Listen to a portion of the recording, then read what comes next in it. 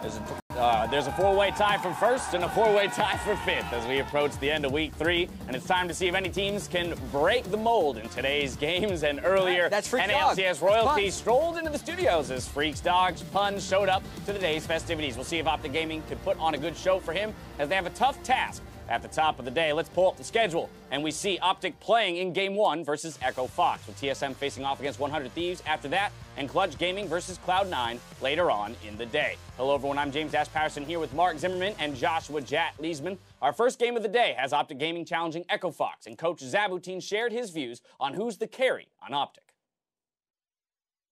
When you're thinking the game, you're thinking the game as a team and not like, let's make PoE carry or let's Arrow carry. Because, for instance, if Zig is well in his game or if Acadian gets the lead, the only win we got was literally Acadian playing a carry champion with Kha'Zix.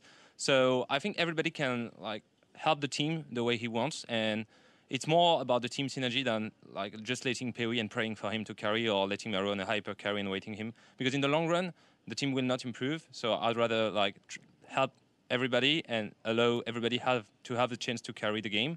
But I think Arrow is really good at team fighting, and he helps us when we have from behind. So it's just about being full confident in the pick they want to take in a draft. You'd say, I don't know, I want to play Orianna. I'm not discussing. I just give Orianna because I know he's good, and that's it. So I want the guys to be really aware of what they can do and what they can't do.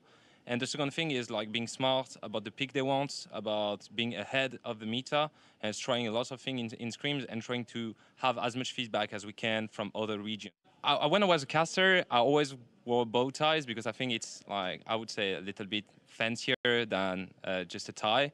And I went to the US and like people started offering me bow ties. So I have a kind of a collection of them. And I think it's really good because I'm new. Everybody is like known, so I wanted to make my thing, and I think bow tie is pretty good. It doesn't annoy anyone, and it makes me kind of special, at least like the way I look, and it doesn't change the way I work with the guys. So at the end of the day, it's just like win-win situation. And if it amuses the people, it's even better. And if you guys have any, I don't know, feedback or advice, or you want me to like have fancier one, just say me on Twitter, and I will try to buy them and show them on stage. Bigger bow tie. Only feedback. I want a big bow tie. Really stand out. To cover his entire shoulder span. But in actuality, talking there about identifying the carry within the game. So whereas we've talked about, you know, looking at the individual players and maybe trying to pinpoint a carry, for at least the organization and the team themselves, they're less concerned with saying, Power of Evil will always be our way of winning. Instead, let's see who's our way of winning in this game and play to that strength. Yeah, I know he said kind of anyone can be a carry, whoever's popping off, but he also was like, it's not about whether it's Power, Evil, or Arrow.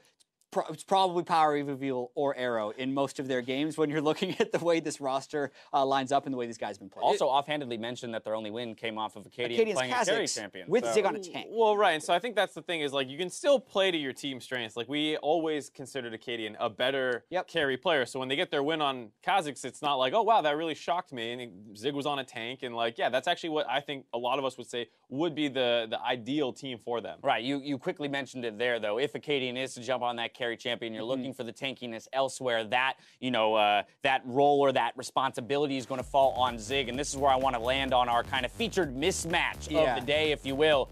Huni versus Zig here in the top lane, game 1. And we were kind of mentioning how we think Zig has been underperforming yesterday. And when we see these stats, these are a little get any brutal. Prettier. Yeah, no. 282 damage per minute. I know that is somewhat champion specific, but he's played Urgot games and he's played a carry game on top of that Maokai game. He just hasn't been able to get involved, is falling behind even in winning matchups, like when he had Gnar into Gangplank. Whereas you compare that to a guy like Huni, who even when he falls behind is finding a huge impact in these games. I think that's the big thing to point out is it's not like he's kind of getting shafted in the draft or anything. He is getting counterpicking. They're saying, well, what do you want to play? As you heard Zabutin saying, that is kind of their philosophy, and he's still coming up very short. So with how Huni's just taking GP blind all the time, it's going to be really tough for Zig to actually punish that. He's got his work cut out for him today. I want to take a look at the rest of the Echo Fox roster, who will be on blue side this time around. Obviously, Huni, big carry for them, but Dardoch, Phoenix, these are two guys who have been performing to the nth degree in some cases behind Huni. And it's a very strange loss that came off the back of like one bad call. And if we've listened to Huni's audio a couple times, you know that's probably Huni forcing that one down. So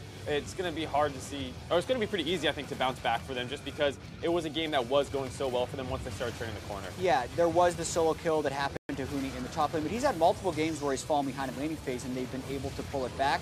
A really interesting team to monitor now for Echo Foxes. Yes, this was the bad decision Mark was talking about right here in this fight where they ended up losing it to the Blood Boil Callista, but there were a few decisions in their 2 games in week 2 that they both won that if they go the other way, they would lose those games. So even though Echo Fox has been very positive and looks like they're all getting along very well, I do wonder if they're raising the red flags about now having 3 games in a row where they've had a relatively large deficit, because they need to find a way to stop that from happening. Yeah, 3 games in a row they've been behind, but Fox have shown that they can win from a goal deficit before. And in today's mic check, we listen in to their huge comeback win over TSM last week. How's my mic? Yep. How's my mic? Is my mic muted? I can hear you, Mike. Okay, good. Your mic is not muted. Oh, they're huddling. They're huddling. We don't huddle because our personalities are I mean, too bad, you know? we can't be that close to each other or we're going to fist fight. You guys see the camera guys? They're like, oh, huddle, huddle, huddle. Let's go, let's go. Hurry up, hurry up. What do you want, Mike? What do you think? Jarvan. Jarvan? Yeah. Whatever coach wants, I think Jarvan is good too. Let me hear it. Yeah. For the king. For the king. I think. Sorry, that was the weak one. I have TP and I'm looking at Braum, okay? There's that. Oh, they're fast. I just have no flash. I'm here first. I just have no flash. Sack. I have stopwatch. I'm pretty low. I'm trying to stop. No, I have passive. Can we TP? I have TP. Yeah, they have TP. Maybe they can use it, but... Oh, sorry, Mike. Careful. Yep. Can you block? That's solely TP. I'm looking at backline. Okay, I'm jumping out. I'm 1 HP. Twist is stacked. Nice. We went. Oh, look, so no flash. Zach's dead. Nice. Keep going. Get out. I'm trolling. My bad. I think we can. It's 3v3. They're low. I'm pretty low. Okay. I think you just back now. Back now. It doesn't do anything. Ain't no flash. I'm gonna flash kill. Okay. Let's go. Ezreal. Oh. Johnny. Sorry. Okay. No, back. Nice. Get him. Oh my god. Take and hit. You have 15 seconds. I'm so boosted. That's fine. Sorry. Broad. Mouse. Look at Mouse hard. I'm 1 HP. Mouse is dead. Vlad. Hit J4. Nice. I'm dead. Look at 80. Slowly. Okay, I'm dead. Can you guys protect my passive? I'm coming. Yeah, I'm coming. I think we can. Yeah. Mark. Go for more. Go, I can ulti him out. You can get it a little lower. Ulti more. Ulti. Go. Nice, guys. Okay, I'm gonna look for jump. Okay. TP ulti's up right here. Look. Front line, just front. Just hit front. Front. Nice. Go mid, guys. Ezreal, no E. Look at this. Ezreal, no flash. Push him in. Nice. Nice job, guys. Nice job. Hell yeah. Good, guys. Let's go. This is Echo Fox. Undefeated but barely so. They sweep another weekend and take down TSM. Thoughts on the comms there? It was interesting because they were communicating very well on target selection and these kinds of things, but like when you compare it to someone like Afro's communication, it did feel like there was less setup and like second level communication about like prediction of what's going to happen. I still thought they were pretty clean comms. Absolutely. Like they have a lot of faith in each other to execute in the moment. So it seems like all they're doing is like, I'm going to look for it here, and then everyone's ready. It was pretty nice. Yeah, let's take a look at the standings as we pull them up. Of course, we just saw the comeback win for Echo Fox over TSM, but losing yesterday means we've got 4 teams tied at first. That's 100 Thieves, Cloud9, Echo Fox, and Team Liquid, while Optic Gaming, Golden Guardians are just outside that 4-way tie for 5th. Last week on the countdown, we looked at the tie for first. So this time, I want to take a look at that middle pack. We've got Clutch Gaming, CLG, TSM, and FlyQuest. Asking you guys, which of these teams do you think could maybe make that jump and start being clumped with the 4 at the top? Well, I think specifically talking about how they stack up right now, I think Jad and I agree that the #1 team out of that clump is TSM. While they have had a bit of a rough start, these past 2 weeks have been a massive improvement. Even in their loss versus Echo Fox, you saw that they were very proactive. They had a big early game lead. Yesterday, they were able to actually grab the win off that proactivity. Mike Young looking much better. And we basically power ranked these teams. We did it blind and ended up having the same power rankings, kind of looking at the quality of wins as well as the quality of losses, so to speak. TSM had that impressive looking game against Echo Fox until the end, and it looks like they're trending in the right direction, but a lot will still be shown by their pretty difficult strength of schedule in the next 4. Oh, very much so. Moving right along, let's talk about Clutch Gaming. This roster, where do they land? It's hard to say. Yeah, it's tricky because they have looked pretty good in their wins and pretty good in their losses as well, but still that level of unsureness within the team. Lyra being so inconsistent, Apollo and Hakuho having glimpses of brilliance, but doesn't feel like they have had that really solid game yet. Yesterday was a little bit worrying because they were ahead of 100 Thieves by so much and just couldn't continue to execute on their split push. And just not super quality wins. They did beat Golden Guardians and CLG pretty convincingly, but those are not really the top tier teams, and so that their strength of wins are not great. CLG, FlyQuest remaining. Who slots in next? Yeah, so we have CLG next on this one.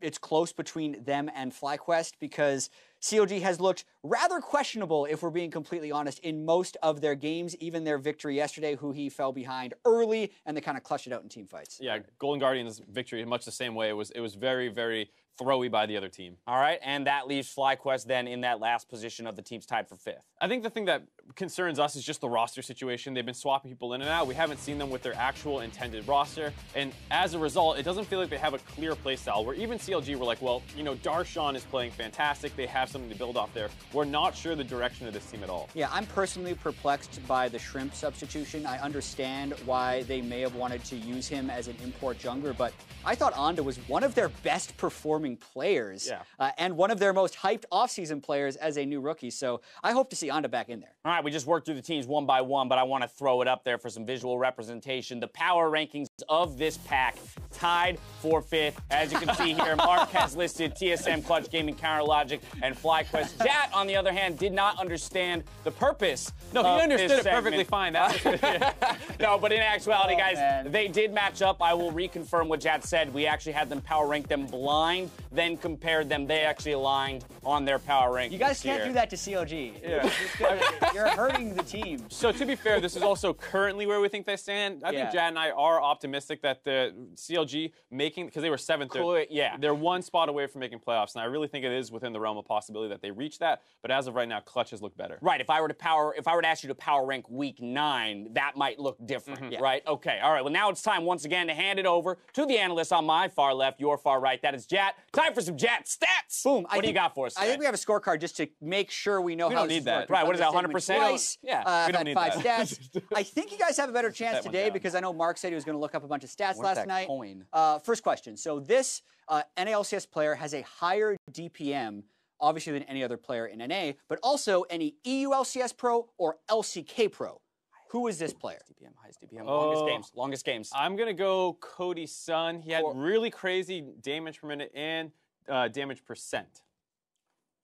Who's played Corki already? I mean, only really Pobel's, but they have fast games. They do have fast games. That's not going to work. Who has long games? You have Optic, TSM. Oh, Optic. Okay, let's go Power of Evil. Cody Sun. Guys, I'm on the board. Jat stat. No! I'm not eating a bagel today. Yeah, I knew he was going to get this one because we actually randomly talked about Cody Sun earlier. Question number 2. Player with the best gold difference at 10 and CSD difference at 10 in North America. Who is this player? So I know that there haven't been a ton of super impressive CSDs in the bot lane, so 80 carries are out. Now, top laner, right? It's got to be a top laner. It has to be hard smashing. Who's a top laner that's hard smashing? Oh, I feel like Darshan's been playing well. Maybe it is Darshan. I would actually be on board for that. I might. Oh, because he had the Vlad game where he got really far ahead, right? You know, like he's got a decent number of games. Even in their losses, they have those early leads. I could see a... The other thing would be mids. Phoenix has been one of the more impressive laning mids. I'd lean towards Phoenix if we're looking at mids. Okay, lock it in. I like the Darshan. I like the Darshan. I'll go gut Phoenix check. so we split it up. Gut check on that. Rookie of the split, Mike Young. Yeah, man. In the jungle? Gold at 10 and CSD at 10. It counts. It's Shyvana. Still a stat. The Shyvana it's still game. A stat. Okay, so... Literally the last person I would have guessed. I want to see if we start doing multiple choice on these. We'll ask Twitter if that makes it better. But this is the final question. We're going to answer this one after the break. Oh, boy. In 2018, across NA, EU, LPL, LCK, LMS, CBLOL, and TCL, shout out to Games of Legends for tracking all of those leagues. This champion is 1-17. That's a 5.6% pro game 2018 win rate. I hope it's Zillion, but as he said, we're going to answer after the break. So we're going to take a moment. We're going to step away. When we come back, Mark and I will get some help with Jat's third stat. We share some of our overreactions, and we go over the win conditions for Game 1. Don't touch that browser.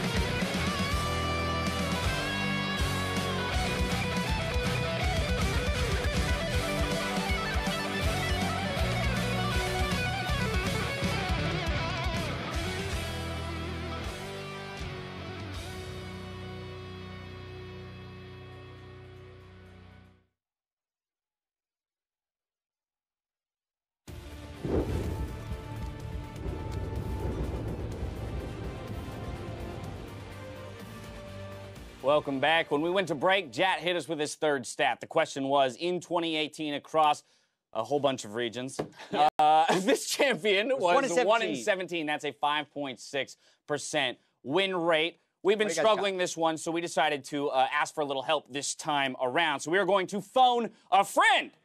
So here we go. Hello. Freak? Hello. Dash, hi. Yes. Hi. Put it on speaker. Can you hear me? Put the banana on speaker. Hello, Freak? I'm going to put you on speaker. Hold on 1 second.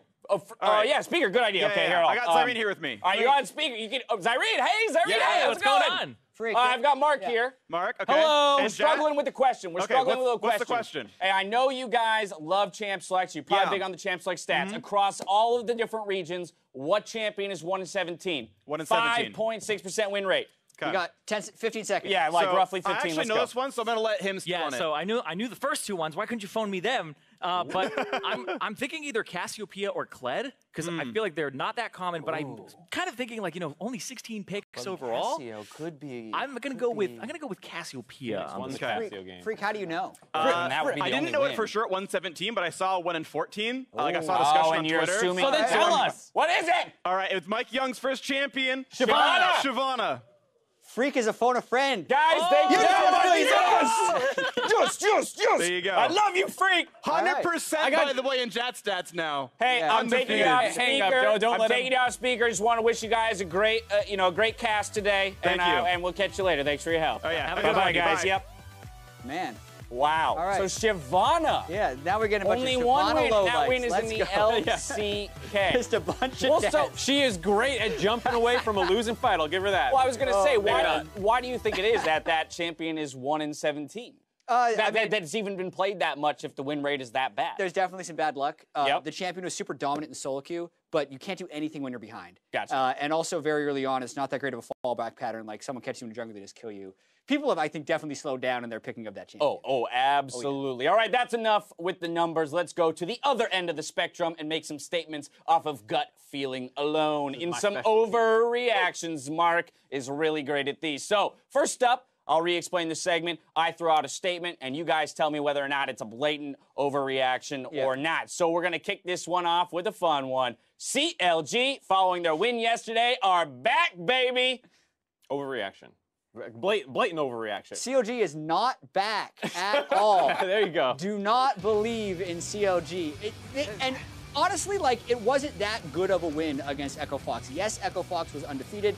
He had very questionable early laning abilities. Rainover didn't do much other than maintain Drakes. The only promising thing would be Stixxay and Biofrost not falling behind in laning phase, but that's because Adrian was teleporting top lane. That lane was gifted to them, so still a lot of work for COD to do. Yeah, they took an early game comp, kind of snowballed with it, then fell behind and through, and then the other team threw back in a Elder Drake. Overreaction. So a bit of an overreaction on that one. Yes, all right, moving right along. C9's bot lane has been getting a lot of praise recently, in the wake of the Team Liquid discussion and the best in the West discussion for the new TSM bot lane.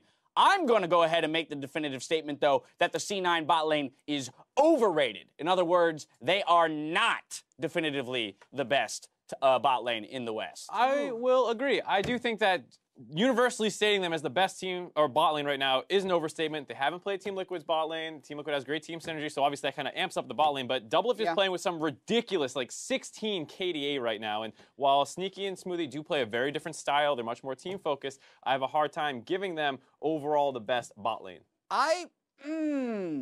It's not a crazy statement, but it would be an overreaction to say definitively. Right. If you are saying that they're the best in the league, you can say that right now. I think you can argue it. It's a defendable point. It's a very defendable point, but to say that it's not even a discussion after this long, no. But they're playing great. All right, here's another fun one. Pobelter is the new NA Faker.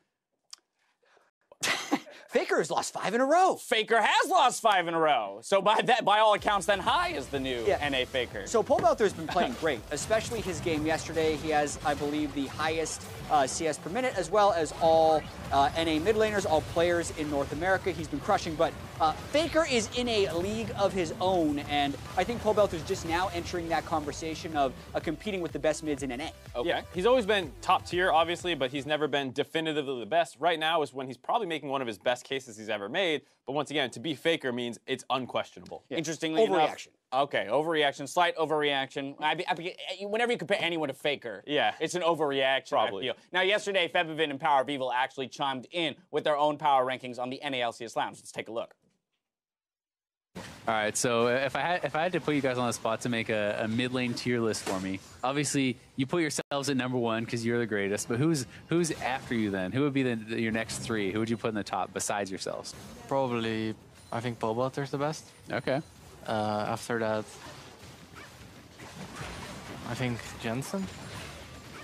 And yeah, probably Bjergsen after. But it's really hard to say because I've played players. For example, I haven't played against Power of Evil like at all, you know, in scrims. Yeah, we didn't face each other. So it's like it's really hard. So I'm just rating the players I face. Yeah. So what's your top 3? I feel like I would probably say literally the same, but I would add. So I would say Pobelter, Jensen, Bjergsen. But I would say, I'm not sure, but I feel like Phoenix did quite good as well. Yeah. Oh, yeah. And I'm not sure how I would rate him. Like, I feel like he deserved to kind of be like the 3rd as well, like maybe with Bjergsen right now. Phoenix is Azir. Come on. He's winning on other champions. He had a great Ryze game, had a great Cassio game. He's more than just an Azir one-trick, guys. Even they were... Forever the Phoenix apologists. I mean, to be honest, he has been playing very well, but that's an interesting list and not, you know, from very strong fellow mid laners. Yeah, I mean, and that's one of the things that Pobelter's come into this year with is that kind of chip on his shoulder to show that he can be the best. And you can see within the pro community of the other mid laners, he's got that respect. Now it's just a matter of getting the community to catch up to that level and also to maintain the level of performance he's shown so far. 4 minutes ahead of game time. Let's go ahead and take a look at your predictions for the day. And if I recall correctly, there's no interesting discussions to be had here. The both of you aligned today. So no matter what, no matter how right or how wrong you guys are, you will remain tied at the end of today at 16-9 for your season totals. I want to see more dissension. Sorry, but I think the only point that was really close between us was probably the TSM 100 Thieves game. Yeah, okay. I still think this one's really, really close, but TSM has been looking a lot better and should have won that Echo Fox game, who is arguably the best team in the league. So I think they are very strongly trending up. Yeah, and I think that's a super close game. Like the way 100 Thieves has won their games has been through very close games, and TSM hasn't necessarily blown people out. So it's going to be a big test for them to see if they can kind of keep up with Aftermove shot calling. I was really back and forth on that one. And I was really back and forth on CLG winning as well. Were you? Because I doubt them a lot and their ability to win. But it does feel like a day where the majority of the matches, to some degree, feel lopsided, right? Where there is an expected winner for a fair amount of them. We called out Game 2 as being one that feels a little bit more like a coin toss. Some people might point to Game 4, Clutch Gaming versus C9 as being competitive, but the way C9 looks, it still would probably be favored towards them. Yeah, they're absolutely smashing all their competition. They had a lead versus Echo Fox. We know Echo Fox is really good, so they bounce back. But other than that, it feels like they kind of blow people up. It does match up pretty interestingly in terms of young, native NA top laners, strong import mid laners, and then good bot lane. So it is a very similar matchup, but it does feel like just C9 is generally better across the board. And we're 5 games in, going on 6. I think Mark and I now have a little bit more to work off of, so I think that's why we accidentally came to a consensus. First day out of 6 that we've had exactly the same predictions. I wouldn't be surprised if you guys are having secret meetings. I've only been above 60% win rate like one day. Time for some win conditions. Let's reframe or refocus here on Game 1. Echo Fox versus Optic Gaming. Jat, you were late to work today, so I'm going to give you the tough task of defending Optic. But before you go, Mark laid out for me, how does Echo Fox come away with the victory here? Holo. You go with Huni in the top lane. He is going to be the focus a little bit, and I think it's a focus in a weird way because he's played a lot of GP against some very competent opponents and is fallen behind. Here against Zig, he has not shown the ability to punish any pick even with counter pick, so give Huni whatever he wants. If he wants counter pick to smash Zig, fine. If he wants scaling to take it late, great, and then focus more on your bot lane. Jat, what's the go-to in the playbook against Holo? It's tank top and carry jungle, right? And we talked to Zabotune right at the beginning of NALCS Countdown, and he did say, well, the only game we did win was when Acadian was on a carry, but I also think a core part of that was having Zig on a tank where he could lose lane gracefully. He hasn't shown his ability to get counter pick and win. That's not going to happen against Huni, so you neutralize that as much as possible and try and turn it into a team fighting game. All right, all eyes are on that mismatch in the top lane, but we've got Echo Fox looking to recover from their first loss yesterday up against Optic Gaming. Time now to throw it out to the casters to get us into the games. Enjoy.